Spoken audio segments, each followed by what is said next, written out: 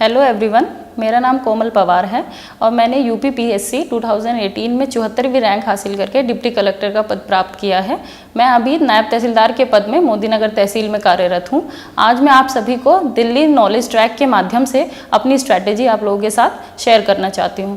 सबसे पहले मैं आप लोगों को अपने बारे में बताना चाहूँगी कि मेरी जो सेकेंडरी लेवल तक एजुकेशन जो हुई है, स्कूलिंग जो हुई है, वो दिल्ली में एक सरकारी विद्यालय से हुई है। उसके बाद मैंने अपनी सीनियर सेकेंडरी लेवल की स्कूलिंग स्टडीज़ जो कंटिन्यू की है वो केंद्रीय विद्यालय शालीमार बाग से की है। After my senior secondary examination मैंने ETE elementary teacher education programme continue किया। उसके बेसिस पे 2011 से मैं एक प्राइमरी टीचर के रूप में दिल्ली में कार्य कर रही थी और जब दिल्ली में प्राइमरी टीचर के रूप में मैं कार्य गई तभी मेरे पिताजी ने ये इच्छा व्यक्त की कि आपको सिविल सर्विस की प्रिपरेशन करनी चाहिए। तो इसी के अपने जैसा सभी के लिए एक आइडियल होता है या कोई मोटिवेटिंग फैक्टर होता है, मेरे लिए मेरे फादर रहे हैं हमेशा ही।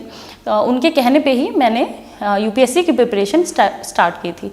बेसिकली मैंने स्टार्टिंग जो की है वो 2012 में स्टार्ट किया है, जिसमें मैंने अपना ऑप्शनल और GS की कोचिंग ली है।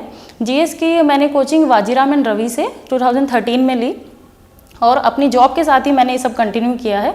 काफ़ी लोग मुझसे क्वेश्चन करते हैं कि मैम आपने जॉब के साथ साथ रहते हुए एग्जामिनेशन कैसे क्लियर किया। तो इसके लिए मैं यही आप लोगों को बताना चाहूँगी कि जो भी जॉब मैंने जब करनी स्टार्ट की थी वो मैंने 2011 में की थी। तो अभी आगे मुझे फर्दर जो भी स्टडी करनी थी उसके लिए मैं मेंटली रेडी थी कि जो भी मुझे करना है विदिन जो बचा हुआ टाइम है उसी में मुझे कंप्लीट करना है। तो ऐसा मुझे टाइम में मैनेजमेंट में कोई इशू नहीं हुआ, क्योंकि मेरा मेंटल जो फ्रेमवर्क था वो इसी हिसाब से था कि मुझे अपनी स्टडी को रिमेनिंग टाइम ही देना है। तो जो मैंने मेरा जो प्रिपरेशन फेज़ रहा है वो ऑलमोस्ट 7 to 8 ईयर्स का रहा है और उसमें मैंने ऑन एन एवरेज 7 आवर्स की स्टडी की है। जब एग्ज़ाम आपका आता है तो उससे पहले तो ऑब्वियसली सभी लोग 13-14 आवर्स स्टडी करते हैं। जो एवरेज एक पढ़ाई के जो मेरा शेड्यूल रहा है जो वो 7 आवर्स का रहा है। तो मैं आप सभी लोगों को बताना चाहूँगी, कुछ लोग सोचते हैं कि मैम हम वर्किंग है, कम टाइम है, हम कर नहीं पाएंगे। ऐसा नहीं है। आप किसी भी सेक्टर में जॉब करते हैं उसी हिसाब से आपको टाइम मैनेज करना है।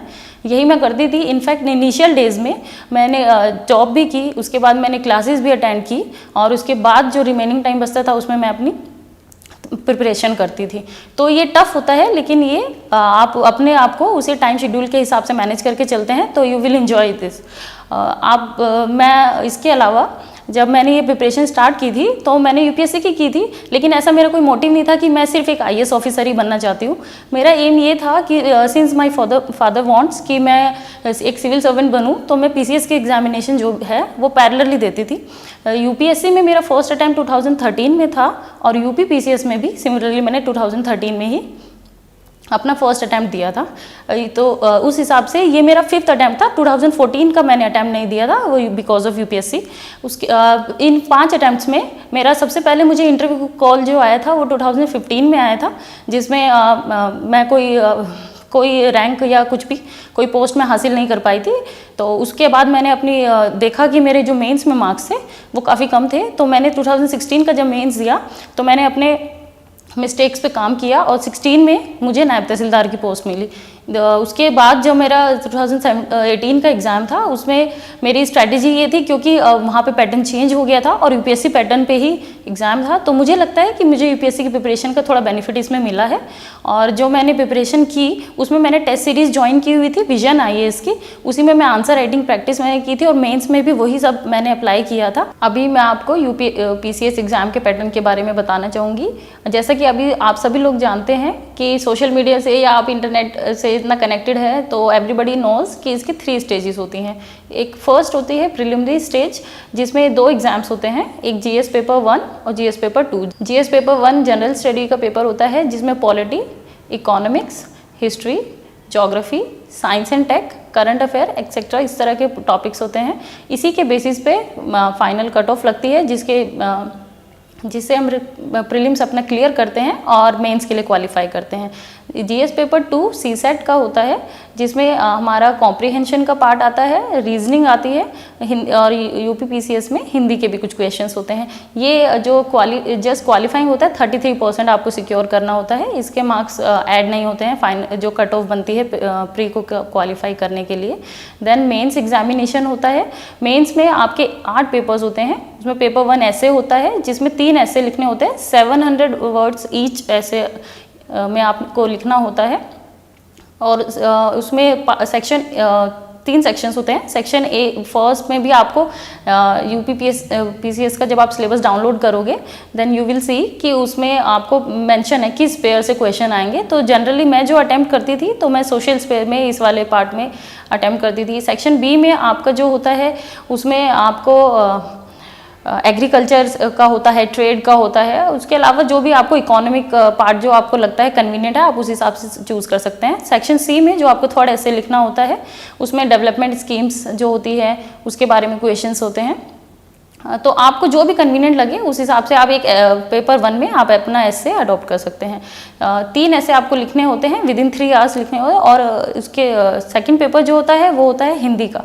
तो हिंदी में आपके जनरल टॉपिक्स होते हैं जैसे विलोम शब्द, वाक्यांश के लिए एक शब्द होता है, लोकोक्तियाँ होती है, संक्षेपण होता है, सरकारी अर्ध सरकारी पद जो भी आपको आगे इन फ्यूचर ऑफिस वर्क करने में हेल्प करेंगे। ये पेपर 2 में होता है, वो भी 150 मार्क्स का होता है, लाइक ऐसे भी 150 मार्क्स का होता है। तो थर्ड पेपर होता है आपका GS paper 1, then GS paper 2, GS paper 3 and GS paper 4।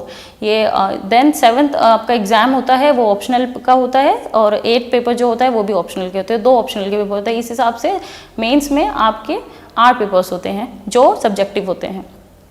जब उसके बाद फाइनल स्टेज होती है वो इंटरव्यू की होती है।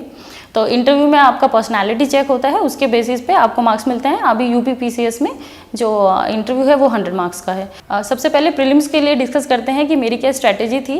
प्रीलिम्स में 150 क्वेश्चंस होते हैं, उसमें मैंने उसको डिवाइड किया हुआ था इस सेक्शंस को कि उसमें टॉपिक सब्जेक्ट वाइज कौन कौन से क्वेश्चंस आते हैं। तो उसमें 50 क्वेश्चंस जो होते हैं वो ऑलमोस्ट सर्टेन होते हैं कि उसमें से 30 क्वेश्चन करंट अफेयर होता है, 5 to 10 क्वेश्चन सेंसस बेस पे होते हैं, इसी तरह 5 to 10 क्वेश्चन इंडेक्स बेसिस पे होते हैं। तो ये 50 क्वेश्चंस तो हम रेडी कर सकते हैं अगर हम रेगुलर बेसिस पे करंट अफेयर रीड कर रहे हैं। तो करंट अफेयर के लिए यूपी पीसीएस के लिए सभी लोग सजेस्ट करते हैं घटना चक्र की मैगजीन आती है, मंथली मैगजीन, जिसको रेगुलर बेसिस पे आप पढ़ेंगे तो आपको अपने आप ही करंट अफेयर वाला पार्ट आपका स्ट्रॉन्ग होगा।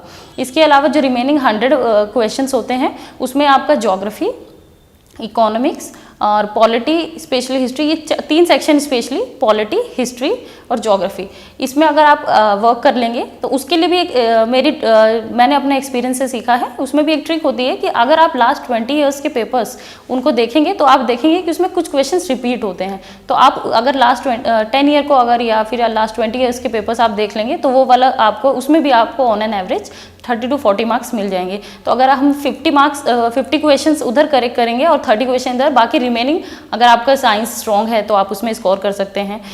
उसके अलावा जो बाकी पार्ट है आप उसमें स्कोर करेंगे तो आपको 100+ स्कोर हो जाएगा, और ये इतना यूपी पीसीएस के प्रीलिम्स एग्जाम को क्लियर करने के लिए इनफ होता है। जब हम प्रीलिम्स क्लियर कर लेंगे तो उसमें हम फिर मेंस हम पढ़ते हैं। मेंस के पेपर 1 में आप लोगों को रीड करना, पेपर 1 में जो हमारे सब्जेक्ट आते हैं वो हिस्ट्री मेनली, ज्योग्राफी और history, geography, art and culture होता है। हिस्ट्री के लिए अभी मैंने जो बुक्स रीड की है वो सिर्फ एनसीईआरटी रीड की है, एंशियंट, मेडिवल और मॉडर्न हिस्ट्री, ये सभी इन सब के एनसीईआरटी मैंने रीड किया। इसके अलावा सिंस हिस्ट्री मेरा बहुत स्ट्रॉन्ग सब्जेक्ट नहीं था तो इसमें मैंने थोड़ा एक्स्ट्रा टाइम लगाया, मेहनत किया और नोट्स प्रिपेयर किए थे। तो मैं अपने नोट्स रीड करती थी उसके, और सिंस मैंने वाजीरामन रवि से कोचिंग ली थी तो मैं अपनी जो भी नॉलेज है, जो भी मैं रीड करती थी उसमें ये मेरा वैल्यू एडिशन के तौर पे मैं वाजीरामन रवि के नोट्स को भी रीड किया करती थी। हिस्ट्री में इसके अलावा मैंने मॉडर्न हिस्ट्री के लिए स्पेक्ट्रम रीड किया है, वो बहुत अच्छी बुक है, आप लोग भी उसको रीड कर सकते हैं। बाकी विपिन चंद्रा अगर आप चाहते हैं उसको रीड करना अपार्ट फ्रॉम एनसीईआरटी तो आप लोग उसको भी रीड कर सकते हैं। हिस्ट्री करने के बाद जो ज्योग्राफी वाला पार्ट है उसमें भी 6 to 12th क्लास की एनसीईआरटी आप लोग रीड कर सकते हैं। 6 क्लास से लेके आप डिफरेंट कॉन्टिनेंट्स के बारे में जानेंगे, तो उसको वन टाइम अगर आप रीड कर लेंगे वो भी इनफ होगा। मेक योर नोट्स, बिकॉज ये वाला क्वेश्चन पार्ट जो है वो बहुत रिपीटेडली नहीं आता है, तो आपको बहुत ज़्यादा टाइम इस पोर्शन पे देने की ज़रूरत नहीं है। क्लास 11th और 12th की एनसीईआरटी ज्योग्राफी की, उसमें से मैक्सिमम क्वेश्चंस आते हैं, वही आपको प्रीलिम्स में भी हेल्प करते हैं और मेंस में भी हेल्प करते हैं, तो आप उस पर एक्स्ट्रा टाइम लगा सकते हैं, लेकिन आपको 6 to 12 सभी रीड करनी है। इसके अलावा ज्योग्राफी में मैंने जीसी लियोंग की भी एक बुक है, उसको मैंने रीड किया था, उससे आपकी कंसेप्ट जो है वो क्लैरिटी उसमें आ जाएगी। तो वो बहुत इंपॉर्टेंट बुक है, जो भी बेसिक से स्टार्ट कर रहा है, एक रॉ नॉलेज है उसको, तो उसको बहुत ही ये हेल्पफुल है। तो ये मेरा अपना पर्सनल एक्सपीरियंस है। तो आप लोग जो भी इंग्लिश मीडियम, मेरा मीडियम एक्चुअली इंग्लिश था, तो मेनली जो भी मेरी बुक्स होगी वो इंग्लिश मीडियम से रिलेटेड होगी। मैं कोशिश करूंगी कि हिंदी मीडियम के स्टूडेंट्स के लिए भी मैं कुछ अपनी तरफ से बुक बता पाऊँ, ताकि आप लोगों को हेल्प मिल जाए। पेपर 1 में जो आर्ट एंड कल्चर का हमारा पार्ट है, उसमें उसको जो मैंने रीड किया था, उसकी क्लास 11th की एनसीईआरटी आती है, an introduction to Indian art, उसी को मैंने रीड किया था। आपको भी वो बुक जो है, अगर आप उसको थॉरोली रीड करेंगे तो आपको यू कैन इमेजिन कि कैसा हमारा कल्चर है, और आपको बहुत ईजिली उससे अंडरस्टैंडिंग डेवलप होगी। इसके अलावा नितिन सिंघानिया के नोट्स मैंने रीड किए थे और मुझे वो बहुत अच्छे लगे। मुझे वो बुक काफ़ी अच्छी लगी थी। वो नोट्स आप चाहे तो रीड कर सकते हैं। सीसीआरटी की बुक्स भी सभी लोग सजेस्ट करते हैं, बहुत अच्छी है। मैंने उसको कंप्लीट रीड नहीं किया था, मुझे उसकी पर मुझे जितना पार्ट मैंने उसको रीड किया था वो अच्छा था। तो जो लोग टाइम दे सकते हैं वो सीसीआरटी की बुक्स को भी रेफर कर सकते हैं। जीएस पेपर 2 में पॉलिटी और गवर्नेंस का पार्ट आता है। इसके लिए मेनली क्योंकि मेरा ऑप्शनल जो है यूपीएससी में पब्लिक एडमिनिस्ट्रेशन था, तो मैंने अपने उसी से, वही जो मेरे पास मोहंती सर के नोट्स थे, उसी से मैंने रीड किया था, तो मुझे उसका काफ़ी बेनिफिट मिला था। आप लोग भी पॉलिटी के जो बुक्स मैंने जो लक्ष्मीकांत बुक है उसको रीड कर सकते हैं। इसके अलावा पॉलिटी की नॉलेज को और थोड़ा क्लियर करने के लिए क्लास 11th की कॉन्स्टिट्यूशन एट वर्क मैंने रीड की थी। जीएस पेपर 4 के बाद हमारे ऑप्शनल के एग्जाम होते हैं, जिसके 2 पेपर्स होते हैं। यूपीपीसीएस 2018 में मेरा ऑप्शनल सब्जेक्ट सोशल वर्क था। अभी social work as a optional subject नहीं आए यूपीपीसीएस में भी। तो आप लोगों को अगर मैं अपनी स्ट्रैटेजी बताऊं तो आई डोंट थिंक कि वो आपको बेनिफिशियल होगी। स्टिल मैं बता देती हूँ कि मैंने अपना ऑप्शनल सोशल वर्क क्यों चूज़ किया था। प्रीलिम्स का रिजल्ट आने के बाद हमारे पास हार्डली 1 मंथ था डिसाइड करने के लिए, तो उसमें मेरे को लगा कि जो मेरा यूपीएससी में पब्लिक एडमिनिस्ट्रेशन ऑप्शनल सब्जेक्ट है उसको प्रिपेयर करने के लिए एटलीस्ट मुझे 15 डेज चाहिए, और मुझे इसके अलावा जीएस भी रीड करना था। तो मैंने क्योंकि मैंने 2016 में जो एग्जाम दिया था उसमें मेरे 2 optional public administration social work था, तो उसमें सोशल वर्क की बेसिक अंडरस्टैंडिंग मेरे को थी, तो मैं इतना मुझे था कि सब ऑप्शनल सब्जेक्ट को मैं जल्दी प्रिपेयर कर लूँगी, क्योंकि उसका सिलेबस बहुत कम था। तो मैंने सोशल वर्क को ऑप्ट किया। और उसके सोशल वर्क का बेस्ट पार्ट ये भी है कि उसमें आपको सोशल इश्यूज रीड करने होते हैं, जो हम अदरवाइज भी रीड करते हैं। जीएस पेपर 1 में भी उसके कुछ टॉपिक्स होते हैं, तो उसमें भी मुझे लगा कि वो भी मुझे बेनिफिशियल होगा। तो उस हिसाब से मैंने एनालाइज करके क्या मेरे पास कितना टाइम है और किस हिसाब से मैं काम कर पाऊंगी, मैंने सोशल वर्क को एज अपना ऑप्शनल सब्जेक्ट चूज़ किया था। इसके जब आप ये सब तो बुक्स की बात जो आप सभी को सभी मीडियम से पता चल जाएगी। कुछ बुक्स हो गई जो मे भी मैंने नहीं बताई हो, क्योंकि एज मैंने सेल्फ स्टडी तो की ही है, लेकिन मेरे इसमें कोचिंग भी एक मेन पार्ट रहा है जो मैंने लिया है। तो मैं अपनी रीडिंग करती थी, जो मैं प्रिपरेशन करती थी, जो भी मेरी स्ट्रैटेजी थी, तो उसमें मेरे पास कुछ प्रिपेयर्ड ऑलरेडी नोट्स थे, क्लास नोट्स थे, जिनको मैं रीड करती थी। तो उसमें मुझे लगता है कि आपको बुक्स नॉलेज के अलावा जो मैं अपना पर्सनल एक्सपीरियंस है, जो मैंने एज अ एस्पिरेंट जो मैंने फील किया है, जो मैंने एक्सपीरियंस किया है, जो मेरी लर्निंग्स है, मैं आपके साथ वो शेयर करना चाहती हूँ। जो मुझे लगता है कि बहुत इंपॉर्टेंट है, जो आप लोगों को अगर मेरे माध्यम से कुछ भी आप लोगों को मदद मिल पाए, इवन जो मैं आपको स्ट्रैटेजी बता रही हूँ, अगर उससे एक भी आदमी का बेनिफिट हो जाए, तो मेरी ये जो रिकॉर्डिंग है या जो मैं आप लोगों को अपने नॉलेज या अपने एक्सपीरियंस शेयर कर रही हूँ, वो फ्रूटफुल होंगे। जब मैंने अपनी प्रिपरेशन स्टार्ट की थी, तो उस टाइम एक मीडियम चूज़ करना ही मेरे लिए बहुत उसके लिए मैंने बहुत मेहनत की थी। एक्चुअली क्योंकि मैं सरकारी स्कूल में पढ़ी थी, तो मेरा मीडियम जो था वो हिंदी था। उसके बाद जब मैंने अपनी ग्रेजुएशन की, वो भी क्योंकि मुझे सिविल सर्वेंट बनना था, तो मैंने अपने सब्जेक्ट जो है वो पॉलिटी और इकोनॉमिक्स लिए। और सिंस मैं 2011 से एक टीचर के रूप में कार्य करने लग गई थी, तो मैंने अपनी कोई भी पढ़ाई एज अ रेगुलर कॉलेज में नहीं की है। मेरी जितनी भी एजुकेशन रही है वो कॉरेस्पॉन्डेंस के थ्रू रही है। मैंने अपना जो ग्रेजुएशन है वो non collegiate women education board Hansraj college से किया है। वहाँ पर मेरे ऑप्शनल पॉलिटी और इकोनॉमिक्स थे जो मेरे मेन सब्जेक्ट थे। उसके बाद मैंने एमए पब्लिक एडमिनिस्ट्रेशन में किया है और उसके अलावा मैं अपनी पढ़ाई में मैंने बीएड भी उसके पैरेलली अपनी आगे कंटिन्यू की है। तो इन सब में मेरा जो मीडियम था तो वो हिंदी था, तो उसमें मेरे को ये रहता था कि मैं अपना मीडियम जो है क्या लूँ।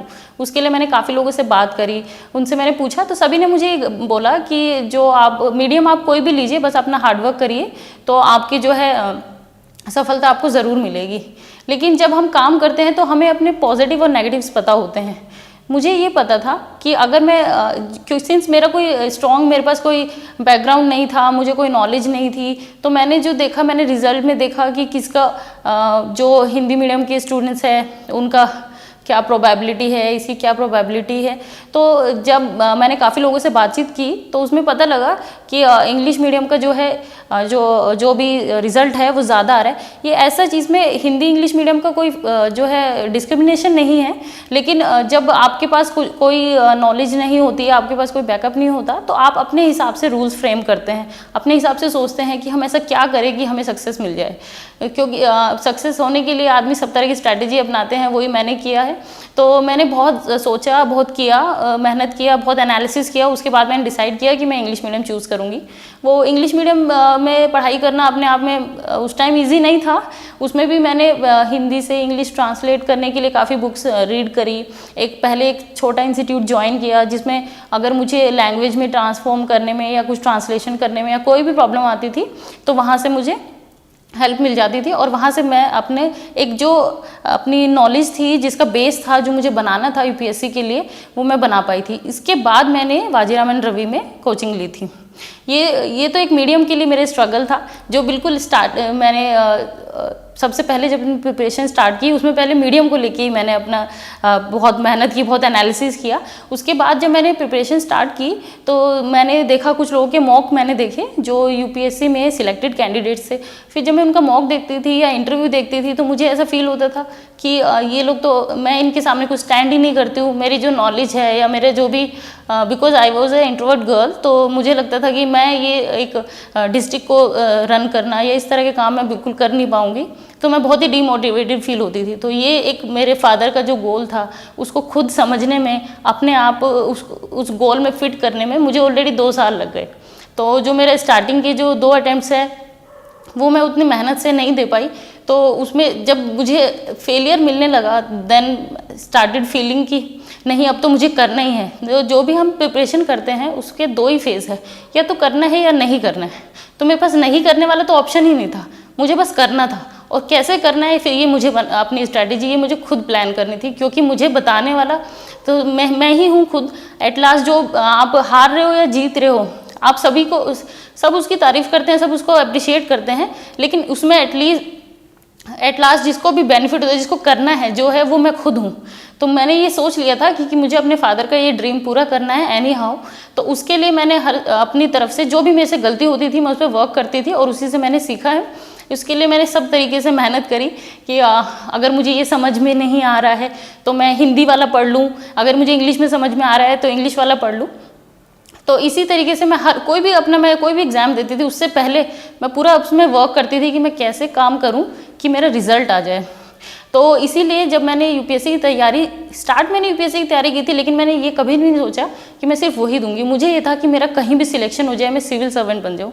इसीलिए मैं यूपी पीसीएस के एग्जाम्स भी 2013 से ही देती आ रही हूँ।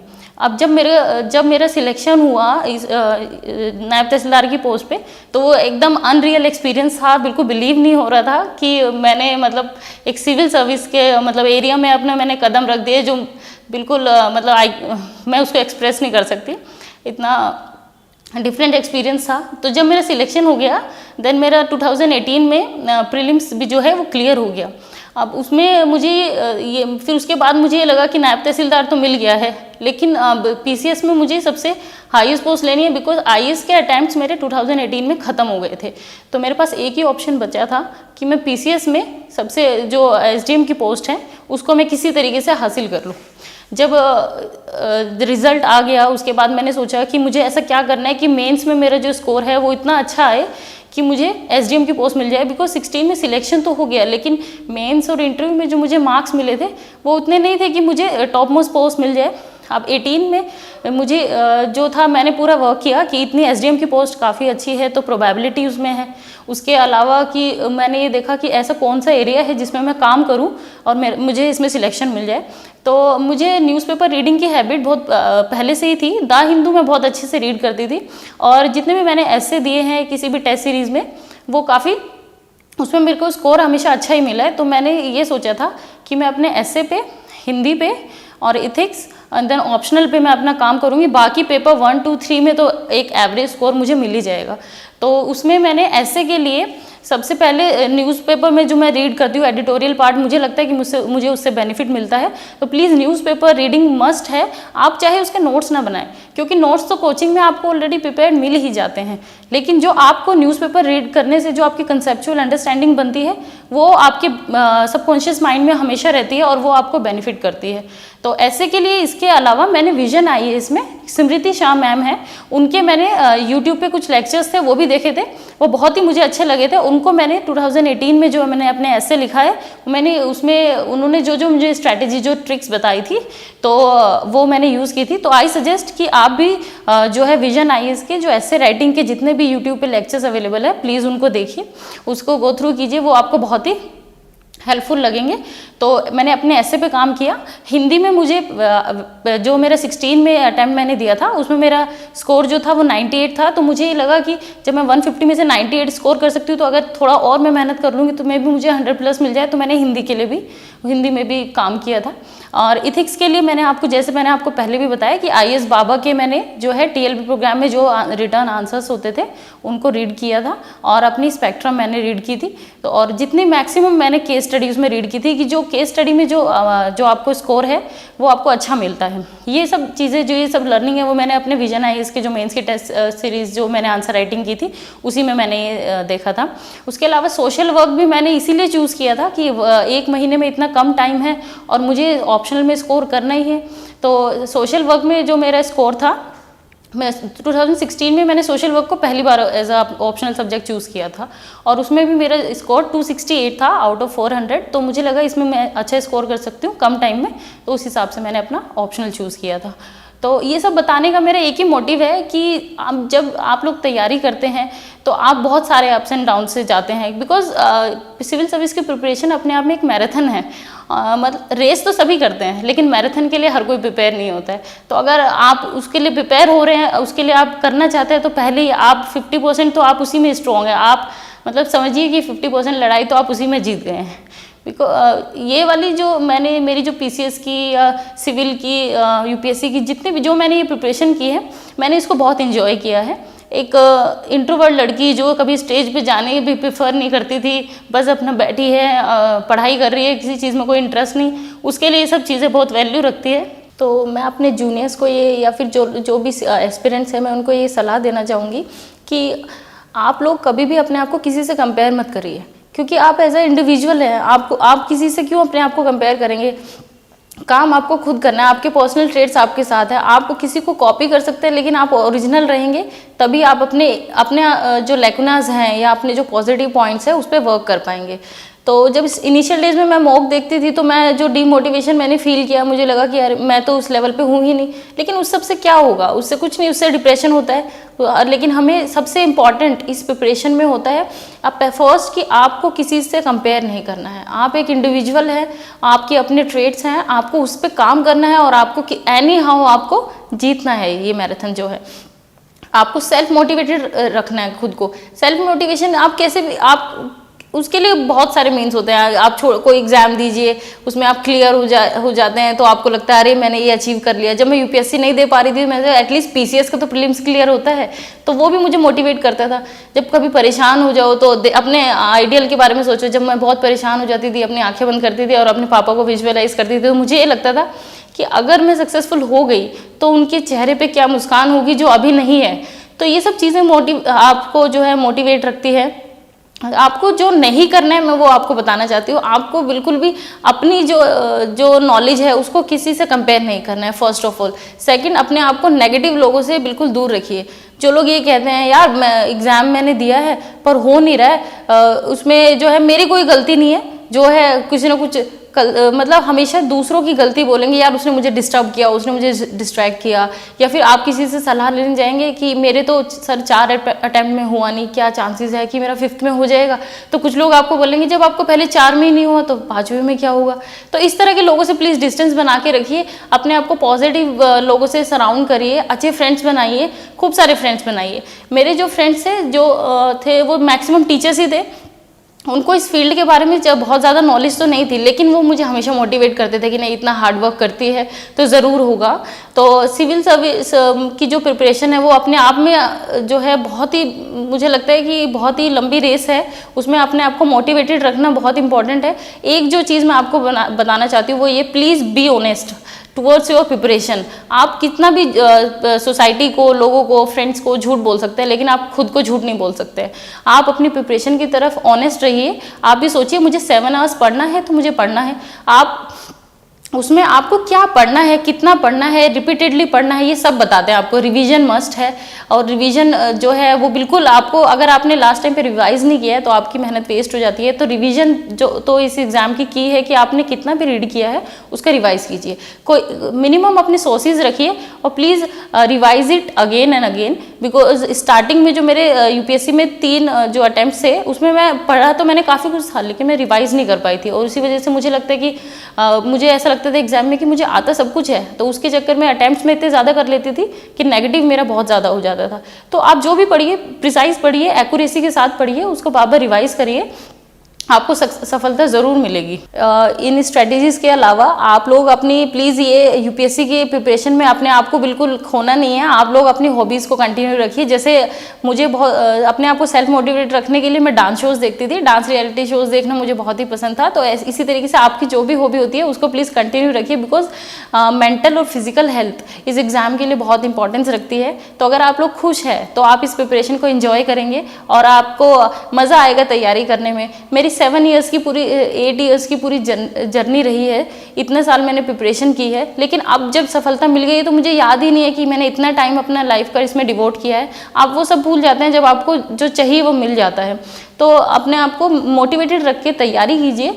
और एक और बात मैं आपको बताना चाहूँगी कि टेस्ट सीरीज़ बहुत मस्ट होती है। अगर आप लोग जो लोग सेल्फ स्टडी कर रहे हैं, जिनको लग रहा है कि कोचिंग में नहीं ज्वाइन कर सकते, अभी कोविड के टाइम में तो कोचिंग ज्वाइन करना अपने आप में टफ है, लेकिन आज के टाइम में ऑनलाइन कोर्सेज बहुत सारे अवेलेबल हो गई है। जैसे मैं जो कुछ मैंने जो फॉलो किए थे ऑनलाइन चैनल्स, उसमें विजन आईएएस तो मेरा प्रायोरिटी पे रहता था, बिकॉज मेरे कुछ फ्रेंड्स थे जो मुझे जो बता देते थे कि आप ये लेक्चर्स देख लीजिए। तो मैंने मैक्सिमम जो अपने लेक्चर्स देखे हैं या प्रिपरेशन में जो भी कुछ ऐड ऑन किया है, एनरिचमेंट किया है नॉलेज का, वो मैंने विजन आईएएस के ही ऑनलाइन लेक्चर्स देख के किया है। इसके अलावा आईएएस बाबा जो है वो भी एक अच्छा ऑनलाइन प्लेटफॉर्म है जिसमें आप आंसर्स रीड कर सकते हैं, अपने आंसर डाल सकते हैं, वहाँ पर आप नए फ्रेंड्स बना सकते हैं जो आपको हेल्प करेंगे।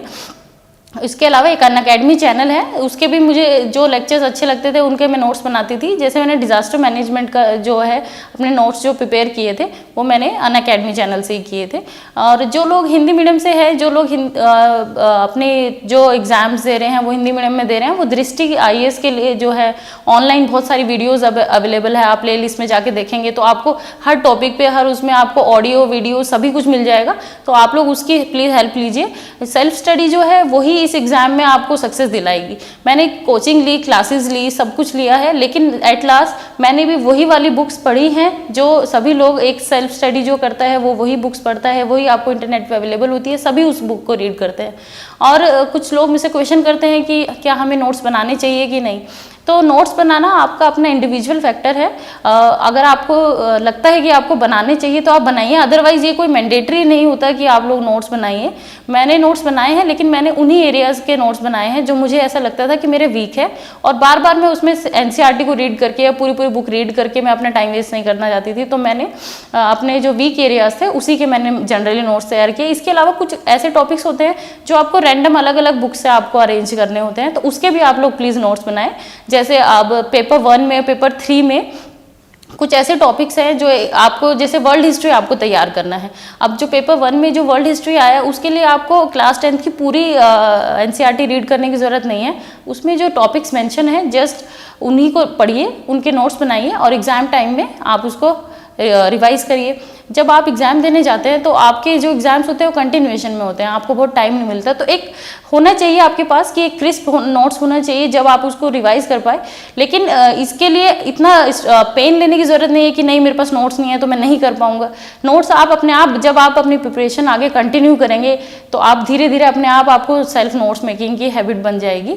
तो नोट्स आपकी नॉलेज में या फिर आपकी प्रिपरेशन में एक इम्पॉर्टेंट पार्ट प्ले करते हैं, लेकिन आप अपने हिसाब से नोट्स बनाइए। जैसे मैंने सिर्फ वीक एरियाज जो थे उसी के मैंने नोट्स बनाए थे, मैंने सभी टॉपिक्स पे नोट्स नहीं बनाए थे। इसके इन सब के अलावा जो फाइनल स्टेज होता है जो बहुत इंपॉर्टेंस रखता है वो होता है आपका पर्सनालिटी चेक। तो पर्सन जो इंटरव्यू यूपी पीसीएस में होता है वो 100 मार्क्स का होता है। उसमें सब लोग इतना स्ट्रेस लेते हैं कि ये भी पढ़ लेंगे, वो पढ़ ले, सब कुछ पढ़ ले और सब कुछ प्रिपेयर कर ले कि बस अपने आप को बेस्ट दिखा दे। तो ये आप लोग और लेक्चर्स भी देखे होंगे, सब कुछ देखा होगा, आपने ये जाना होगा कि जो पर्सनालिटी है वो हमारी पहले से ही बन के आती है, उसको हम सडन हम उसको डेवलप नहीं कर सकते हैं। जो आपकी पर्सनालिटी है, आप मॉक में जाएंगे तो आप देखेंगे, आपको खुद बताएंगे कि आपकी पर्सनालिटी का ये पार्ट अच्छा है, आप उसको एनरिच कर सकते हैं, उसको बेटर प्रेजेंट कर सकते हैं। बाकी नॉलेज तो आपकी ऑलरेडी प्रीलिम्स में, जीएस में, मेंस में इतनी टेस्ट हो चुकी होती है कि अगर आपको नहीं भी आ रहा है तो अगर आप उस पार्ट को नहीं बताएंगे तो वो नेगेटिव इम्पैक्ट नहीं डालता है। जस्ट इंटरव्यू में जो दो चीज़ें होती है, अपने बैलेंस्ड आंसर दीजिए, आप कॉन्फिडेंट रहिए, फंबल मत कीजिए और बिल्कुल झूठ मत बोलिए। प्लीज़ ऑनेस्टी जो है वो सिविल सर्वेंट की लाइफ में सबसे इम्पॉर्टेंट पार्ट मुझे लगता है प्ले करता है। मैंने जितने भी मॉक दिए, मुझे और कुछ कॉम्प्लीमेंट मिला या नहीं मिला, एटलीस्ट मुझे सभी ने ये ज़रूर बोला कि आप बहुत ऑनेस्ट है, तो वो आपकी ऑनेस्टी जो सिंसियरिटी है वो दिखेगी तो वो आपको ज़रूर बेनिफिट करेगी। तो आप ट्राई कीजिए कि झूठ ना बोले, जो आप है अपने आप को ओरिजिनल, जो आपकी ओरिजिनलिटी है उसको प्रेजेंट कीजिए। बाकी जो आपने मेहनत की है उसका आपको रिजल्ट ज़रूर मिलेगा। सो एट लास्ट जितने भी एस्पिरेंट्स हैं, मैं उनको ये मैसेज देना चाहती हूँ कि आप लोग अच्छे से तैयारी कीजिए, अपनी मेहनत पे विश्वास कीजिए, ट्रस्ट योर सेल्फ, ज़्यादा से ज़्यादा रिवाइज करिए। अपनी जो बुक्स हैं, जो आपका कंटेंट है रीडिंग का, उसको थोड़ा मिनिमाइज़ कीजिए। सभी जगह से रीड करने के चक्कर में हम लोग जो रिवाइज ना करने वाली गलती करते हैं उसको ना करें। बहुत सारे टेस्ट पेपर्स रिवाइज करिए, मॉक टेस्ट दीजिए, टेस्ट सीरीज ज्वाइन कीजिए। और इसके अलावा जो भी लाइन आपको मोटिवेट करती हो, जैसे हमारे स्वामी विवेकानंद जी कहते थे कि उठो, जागो और तब तक मेहनत करो जब तक आप अपने गोल को अचीव ना कर लो। तो इसी तरीके से आप लोग मेहनत करिए, अपनी गलतियों से सीखिए। फेलियर जो है वो हर्डल नहीं होता है, ये पिलर होता है एक सक्सेस का। तो आप लोग जो आपने गलती की है वो उसमें कोई दिक्कत नहीं है, लेकिन अगर आप गलती करके उसको सीख नहीं रहे और सेम गलती आप बार बार कर रहे हैं, then you are at wrong track. तो आप लोग अपनी गलतियों से सीखिए, आगे बढ़िए। मैं दिल्ली नॉलेज ट्रैक को थैंक यू बोलना चाहती हूँ कि उन्होंने मुझे ये प्लेटफॉर्म प्रोवाइड किया ताकि मैं अपने जो एक्सपीरियंसेस है शेयर कर पाऊँ और जो भी स्टूडेंट्स, जो भी एस्पिरेंट्स इसके लिए तैयारी कर रहे हैं उनको मैं मोटिवेट कर सकूँ। Thank you so much.